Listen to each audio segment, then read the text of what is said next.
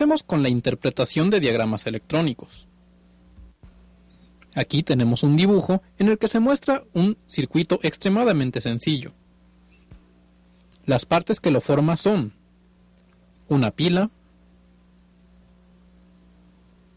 conectada a una fuente de voltaje de corriente alterna, que a su vez está conectada a un interruptor, cerrándose el circuito en el otro extremo de la pila. Al momento en que movemos el interruptor, la bombilla debe encenderse, estableciéndose un flujo de corriente desde el extremo negativo de la pila hasta su extremo positivo.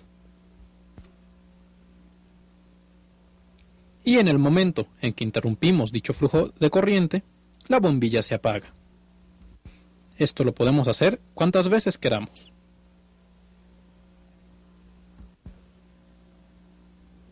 Aquí tenemos otro diagrama muy sencillo, en el cual tenemos ahora una batería, la cual está alimentando a un diodo LED.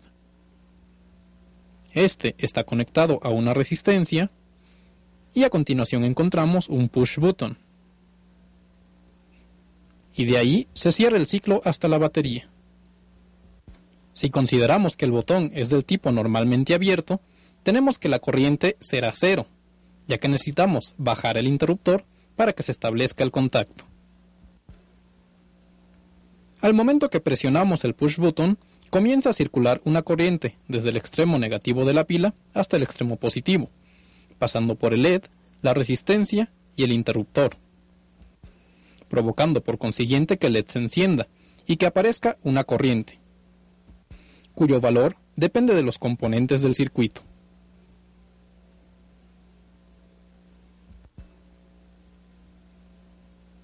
Si soltamos el interruptor, la corriente cesa. Vamos a representar este circuito, pero ahora utilizando un diagrama electrónico. Y para ello emplearemos la simbología que acabamos de estudiar. Así encontramos la batería, el LED, la resistencia y el interruptor. Como el interruptor está abierto, en este caso no circula ninguna corriente a través del circuito, y es necesario que el interruptor se cierre para que la corriente comience a circular a través tanto del LED como de la resistencia, cerrando así el ciclo. Aquí podemos ver el circuito ya con el interruptor cerrado, y podemos visualizar la corriente que circula desde el extremo negativo de la batería, pasando por el LED, la resistencia, el interruptor, y llega al extremo positivo. Podemos abrir y cerrar el circuito cuantas veces queramos.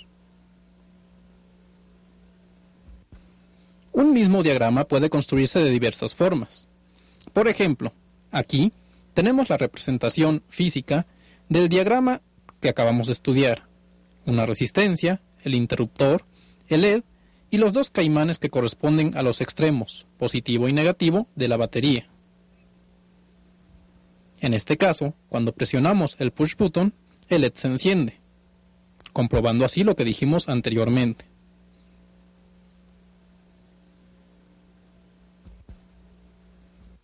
Como puede ver, aquí tenemos todos los componentes que están incluidos en el diagrama que acabamos de estudiar. Sin embargo, esta conexión se ve bastante fea. Por lo tanto, podemos construirla de una manera más atractiva.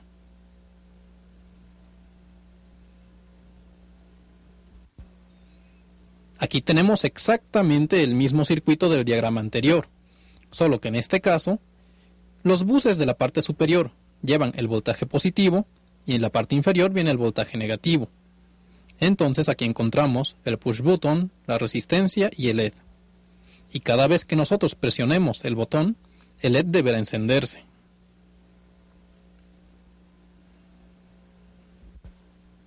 Es fácil ver entonces que un mismo circuito se puede construir de diversas formas, dependiendo si lo construimos por medio de alambres, auxiliándonos con un protoboard, por medio de un circuito impreso, etc.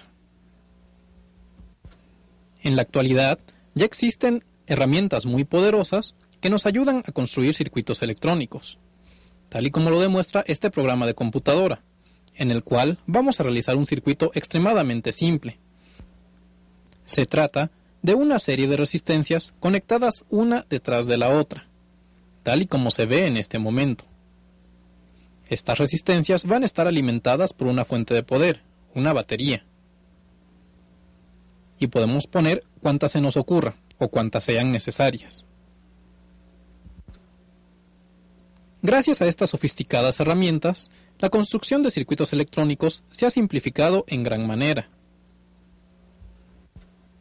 Y si a lo anterior añadimos que en un programa como el que se muestra existe incluso la capacidad de analizar el circuito que se está construyendo, podemos ver que el grado de experimentación que podemos lograr con este tipo de herramientas es extremadamente alto.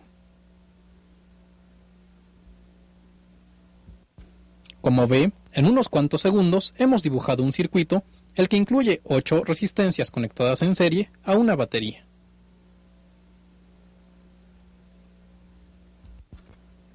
Si ahora queremos ponerle los valores a cada uno de los componentes, podemos hacerlo, tal y como se muestra en este momento. El uso de programas como estos facilita enormemente la creación de nuevos circuitos electrónicos.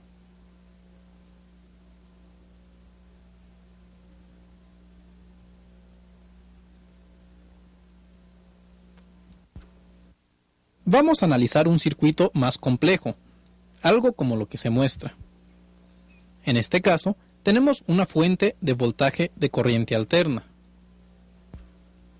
el cual está conectado a diversos puntos, como es un osciloscopio,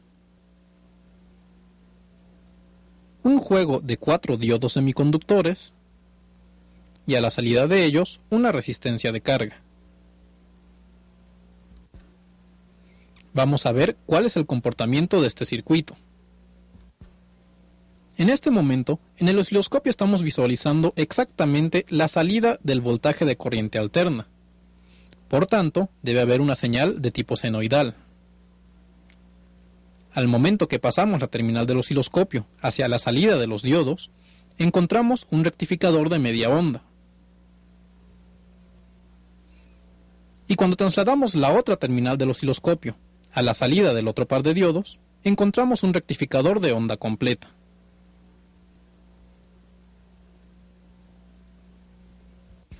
Esto nos dice que el circuito es un convertidor de corriente alterna a corriente directa. En este caso tenemos el mismo circuito, pero hemos añadido un condensador a su salida. El valor del condensador es de 10 microfaradios. Veamos ahora cuál es el comportamiento de este circuito. Como puede ver, se trata de una forma muy similar al rectificador de onda completa. Sin embargo, existe algo que impide que el voltaje baje completamente a cero, y es precisamente la presencia del condensador, que está sirviendo como una especie de filtro paso-bajas.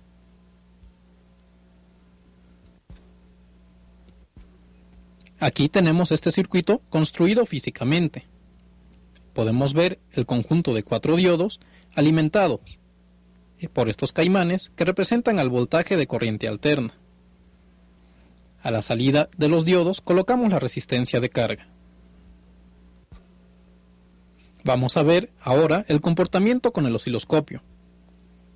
Si colocamos ambas terminales del osciloscopio en la entrada de los diodos, encontraremos una señal senoidal, lo cual coincide con lo que vimos en el diagrama anterior.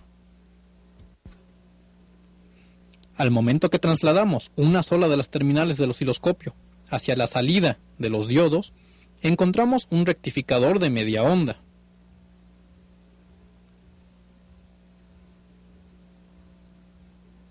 Y cuando pasamos la segunda terminal, encontramos finalmente el rectificador de onda completa.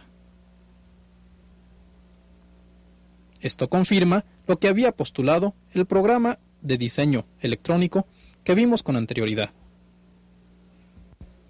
Si ahora colocamos el condensador de 10 microfaradios, podemos ver que la salida es perfectamente fiel a lo que había postulado el programa.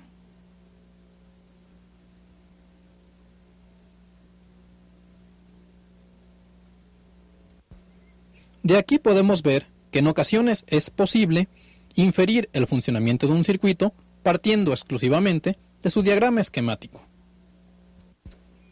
Ahora se presenta un circuito más complejo, en el cual hemos retirado la resistencia de carga y a la salida del condensador hemos colocado un diodo Zener, una resistencia y un transistor. El conjunto funciona como un regulador de voltaje. Vamos a comprobar cómo funciona este circuito. Como puede ver, a la salida del regulador se tiene un voltaje perfectamente regulado, sin ninguna variación, y al momento en que lo medimos, también nos da un valor de DC.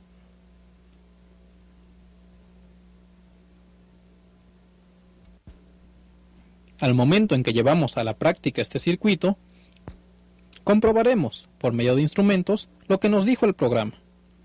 Como ve, hemos retirado la resistencia de carga y hemos aumentado la capacidad del condensador. Y aquí tenemos el conjunto de resistencia, transistor y diodo Zener. A su salida, tenemos conectado el osciloscopio. Y como podemos ver, la salida de voltaje es perfectamente regulada, una recta limpia y sin variaciones. Si medimos ahora esta salida por medio de un multímetro, encontraremos un voltaje de DC perfectamente fijo y sin variaciones.